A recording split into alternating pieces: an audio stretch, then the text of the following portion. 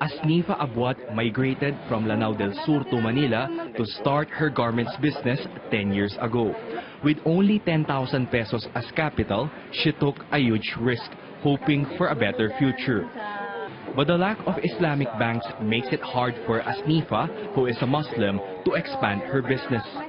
She has no choice but to loan with interest from a conventional bank, even if it's against her own religion. Mahirap po kasi walang ganong nagtitiwala sa mga tulad namin. Bawal po kasi din na yung mga Muslim na mangutang ng mga ganon na may mga interes. For Islamic finance expert Ikram Tawasil, Islamic banking has a great future for growth in the country. As of 2010, the country has a significant Muslim population at 5 million, mostly in Mindanao. How can we participate? How can we contribute as citizens of this country to the economic development of this country if there is no way for us except to engage in riba, which is prohibited in Islam?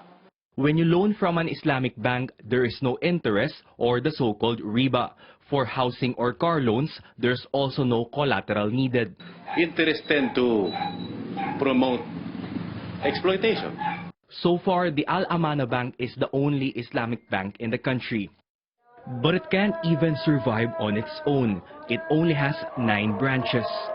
The General Banking Law of 2000 also doesn't provide for the creation of other Islamic banks.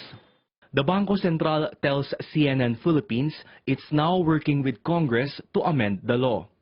Muslim business owners are hoping President Rodrigo Duterte, who is also a Mindanaoan, to exert the political will on Congress to pass the comprehensive Islamic banking law.